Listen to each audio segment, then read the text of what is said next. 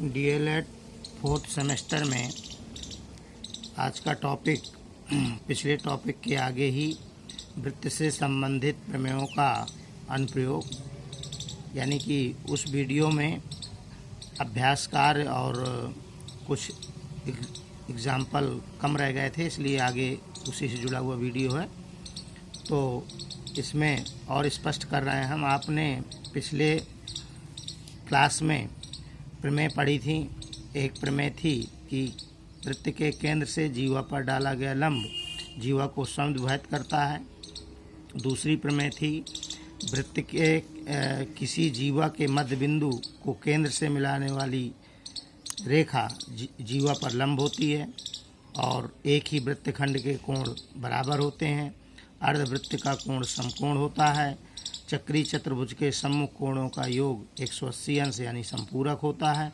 तो इस टाइप से उन्हीं प्रमेयों पर आधारित कुछ क्वेश्चन लेकर और स्पष्ट कर रहे हैं। ये देखिए, पहला क्वेश्चन है, किसी वृत्त में एक जीवा की लंबाई 8 सेंटीमीटर है और उसके केंद्र से दूरी 3 सेंटीमीटर है, तो वृत्त की त्रिज्या की लंबाई ज्ञात कीजिए। आप चाहें तो चित्र बना लीजिए, एक वृत्त खिंच जाएगा, जीवा बना देंगे। अब यहाँ पर केंद्र से दूरी दी गई है। देखिए, दूरी की जब भी बात करेगा प्रश्न में तो आपको ये मानना है कि वो दूरी जो है लंब होती है। तो जीवा 8 है, केंद्र से दूरी लंब जीवा अर्धक को मतलब प्रमेय है ये कि केंद्र से जीवा की दूरी जीवा का अर्धक करता है। तो यहाँ पर आपने एडी निकाला उसका, तो आधा कर दिया, 8/2 यानी 4 निकल आया। आपको ओडी पता ही है 3, समकोण त्रिभुज में पाइथागोरस प्रमेय लगा दी। तो देखिए आपका वृत्त की त्रिज्या OA की माप 5 सेंटीमीटर निकल आई। ओके, अब देखिए दूसरा क्वेश्चन है, किसी वृत्त की त्रिज्या 4 सेंटीमीटर है, उस वृत्त के व्यास का मान ज्ञात कीजिए। अल्ले, आपने इसका भी संबंध पिछली वीडियो में पढ़ा था कि त्रिज्या और व्यास का संबंध होता है कि व्यास त्रिज्या का 2 गुना होता है। तो अगर ऐसा छोटा सा क्वेश्चन पूछा जाता है तो आपको सीधे 2 का गुणा करा देना है। अगर त्रिज्या दी है व्यास निकालना है तो गुणा कर दो। यानी अपने दिमाग में ये रखना है, कंफ्यूज नहीं होना कि व्यास बड़ा होता है और त्रिज्या आधी होती है। ठीक है। अब देखिए चक्रीय चतुर्भुज का क्वेश्चन आ गया।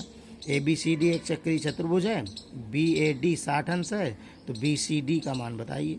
तो देखिए आप एक चित्र बना लेंगे और ये याद रखना कि नाम चतुर्भुजों के सदैव क्रम से ही डाले जाते हैं। तो ABCD चाहे आप यहाँ से डाल दीजिए चाहे ऊपर से डाल दीजिए।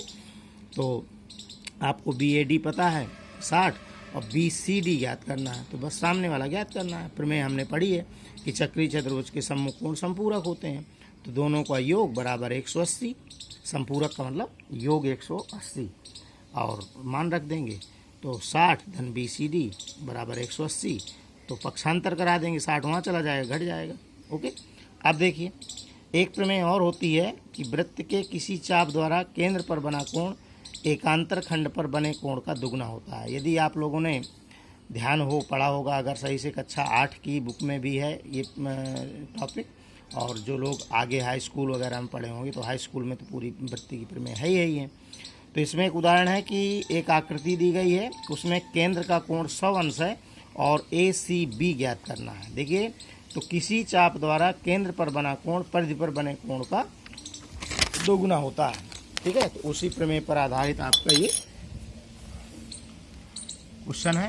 तो यहाँ पर कोण AOB 100 अंश है, तो ACB निकालना है, तो आधा होता है भाई, केंद्र पर दुगना होता है तो परिधि पर आधा होता, मतलब कोई भी प्रमेय है वो दोनों तरफ से चल सकती है। तो आप इसको देख लेंगे तो 50 अंश निकल आएगा।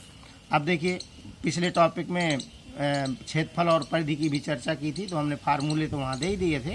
अगर आप भूल गए हों तो वृत्त का क्षेत्रफल होता है πr² और परिधि होती है 2πr। तो बस एक वृत्त की परिधि 88 मीटर है, उस वृत्त का क्षेत्रफल ज्ञात कीजिए।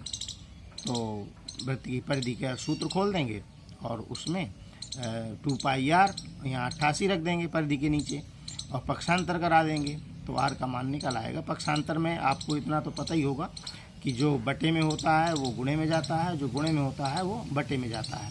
तो इस टाइप से आपने यहाँ से r का मान निकाल लिया 14 सेंटीमीटर। जब त्रिज्या निकल आई तो क्षेत्रफल निकल आएगा, πr² में रख देंगे।